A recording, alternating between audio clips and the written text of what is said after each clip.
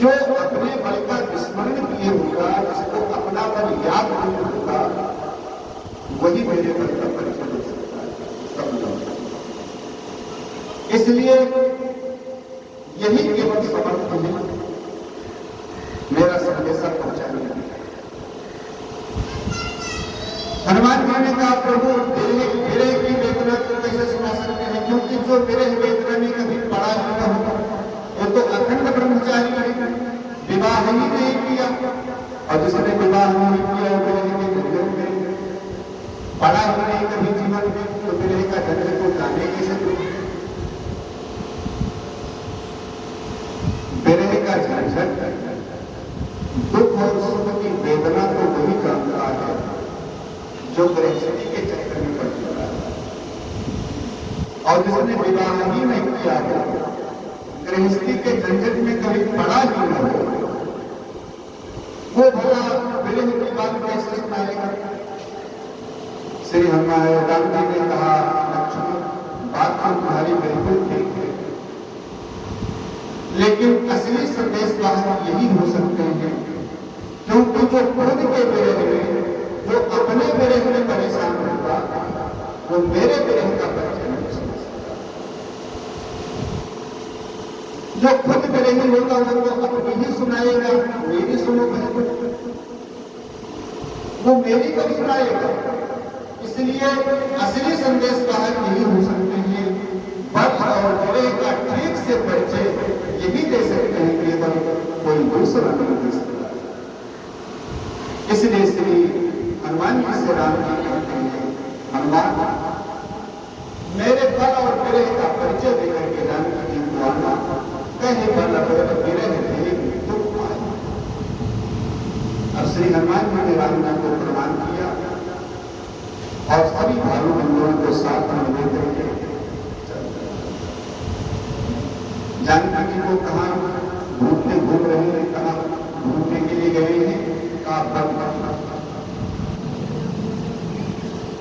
अब वन में घूम रहे हैं, झाड़ झांकड़ों में घूम रहे हैं, जंगल के कोने कोने में घूम रहे हैं, वन के कोने कोने में घूम रहे हैं, वन ढूंढने क्या गए हैं, सीता जी। सीता जी कौन है। शंकराचार्य कहते हैं कि शांति रूपा समानिता आत्मा राम विराजते, शांति सीता समानिता आत्मा राम विराजते। श्री जानकी के राम जी की शांति स्वरूप है, ये जानकी की राम जी की शांति। तो शांति खोजने के लिए बानर कौन है, बानर माने मन। बानर भी चंचल होता है, मन भी चंचल होता है। तुलसीदास जी कहते हैं कि संसार में जितने भी जीव हैं, जितने भी प्राणी हैं, सबको एक एक बानर मिला है, सबको एक एक बानर मिला है। उस बानर का नाम है मन। जैसे बानर चंचल होता है, वैसे ये मन भी चंचल होता है। बानर मन में सीता जी की खोज कर रहे हैं, और हम सब इस मन रूपी बानर के साथ सीता जी की माने शांति की खोज कर रहे हैं। संसार सुख सुविधाएं नहीं करता, सुख सुविधाएं हम पैसे से खरीद लेते। हवा चाहिए, पंखा लगवा लिया, कूलर लगवा लिया, एसी लगवा लिया, मनोरंजन करना है टीवी लगवा लिया, अन्य साधन लगवा लिया, मनोरंजन के बुला करके देख लिया, व्यसन की सामग्रियां सब उपलब्ध कर लिया। माने पैसे से हम सुख खरीद सकते हैं, लेकिन शांति नहीं खरीद सकते। सुख क्षणिक होता है, शांति हमेशा की। वन माने संसार में, संसार को वन कहा गया संतों के शब्दों को। तो इस संसार रूपी वन में मन रूपी बानर को लिए हुए हम शांति की खोज करते हैं, लेकिन शांति नहीं मिलती। प्यास के मारे परेशान हो गए, प्यास के मारे इतना ज्यादा परेशान हो गए कि मरण चाहत सब जग पाए। बिल्कुल प्राण निकलने वाले हैं, बिल्कुल मरने वाले हुए पानी, इतना प्यास से परेशान हो गए।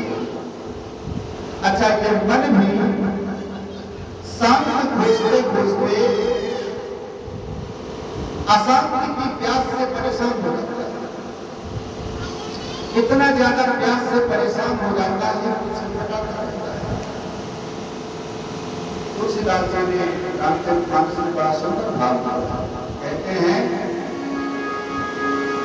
कि मन करे विषय अनल पद चरही, अहो ये सुखी जो ये सर पर।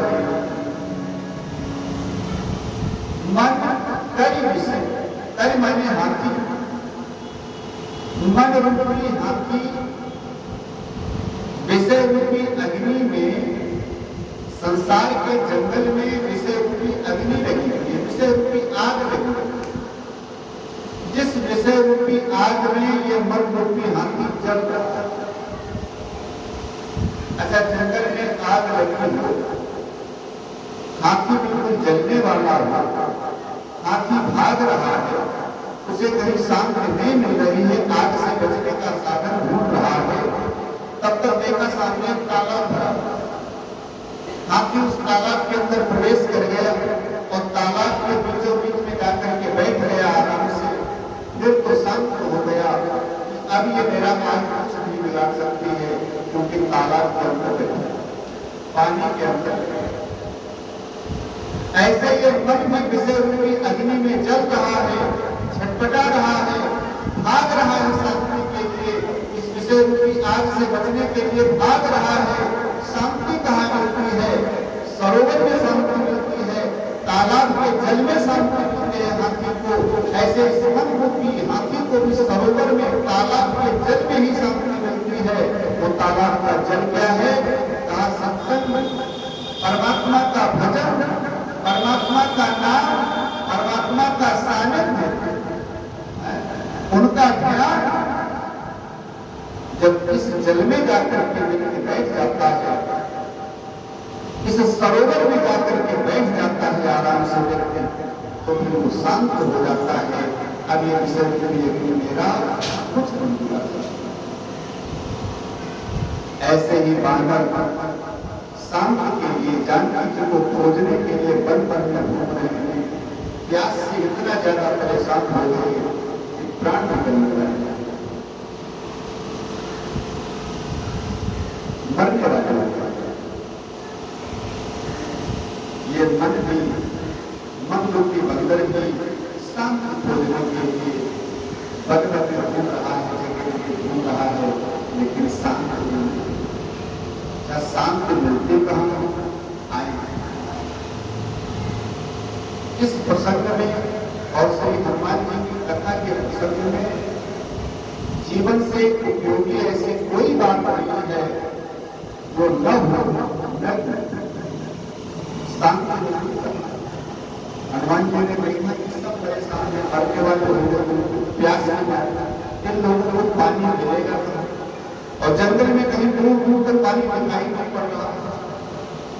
तब श्री हनुमान जी ने एक बड़े ऊंचे पहाड़ के ऊपर, बड़े ऊंचे पहाड़ के ऊपर चल करके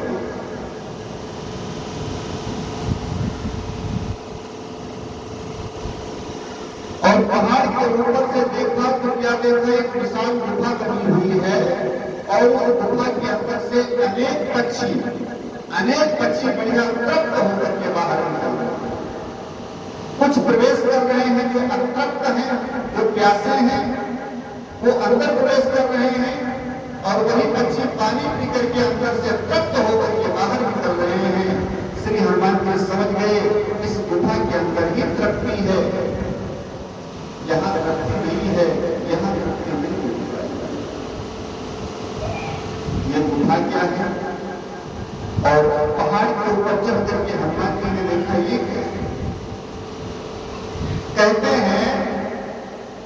कि हम प्यास के बारे परेशान होकर के शांति की खोज में घूम रहे हैं, लेकिन इस मन को शांति नहीं मिलती है, हमको जल भी नहीं मिलता है।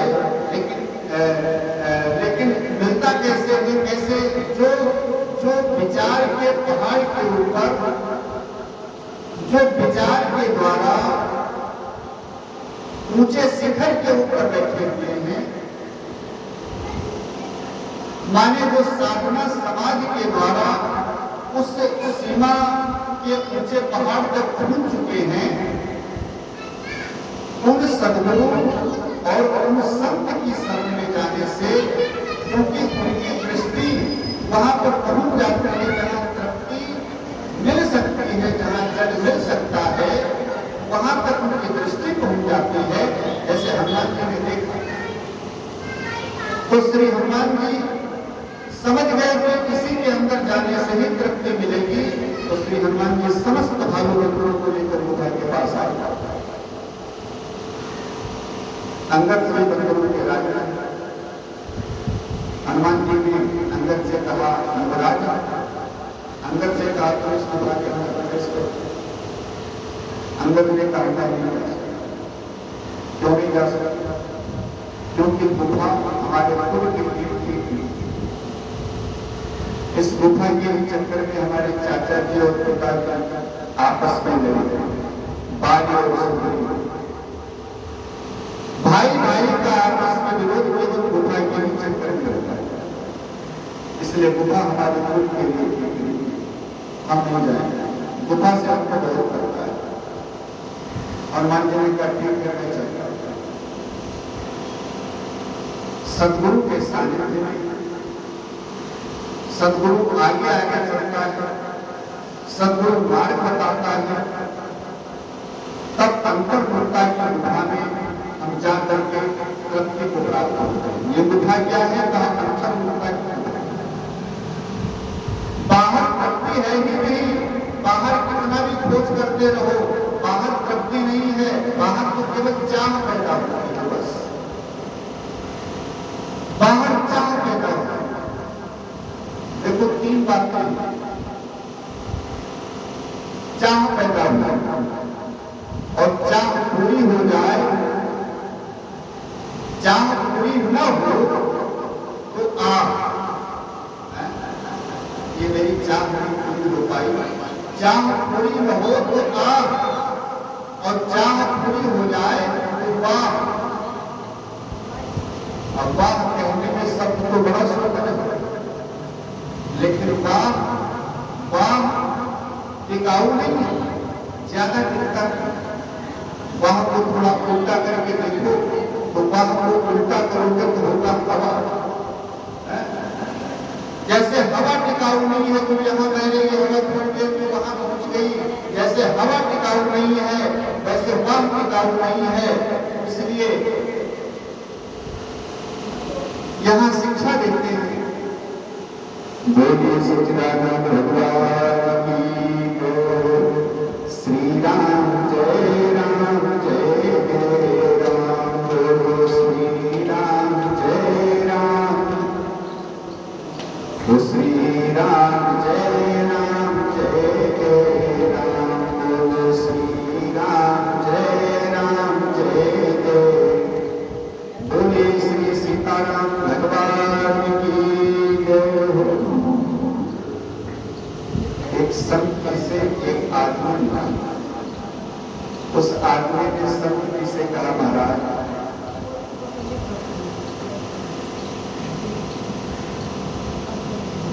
मेरी एक इच्छा, उस इच्छा को पूरी करने का प्रयास है। संत जी ने कहा, हमारी कौन सी इच्छा है, बताओ क्या इच्छा है? उस आदमी ने कहा, प्रभु मेरी इच्छा है कि मुझे शांति मिल जाए, मुझे शांति मिल जाए।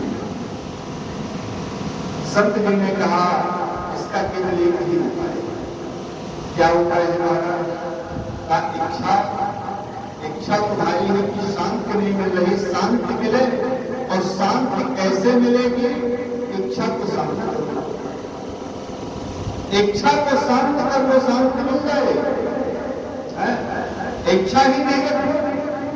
जब तक इच्छा है तब तक शांति नहीं है। चाहे जितना शांति खोजते रहो, इच्छा है तब तक शांति नहीं है। एक संत कहते थे कि चाह पैसों से आनों में आती रही, ये चाह पैसों से आनों में आती रही, चाह आनों से रुपया घुमाती रही, चाह रुपयों से नोट बनाती रही। 10 पैसा हो गए तो इच्छा होती है 90 और हो जाए, पूरा 1 रुपया हो जाए। और 1 रुपया जब बन गया तो सोचता है व्यक्ति 99 हो जाए तो पूरा हो जाए। ऐसे धीरे धीरे इच्छाएं बढ़ती रहती हैं। चाह रुपयों से नोट बनाती रही, चाह नोटों से कोठी बनाती, चाह नोटों से कोठी चुनाती रही। अरे इनके बहुत बढ़ गया की कीर्तन में माई की स्थिति बेकार कर रहा है।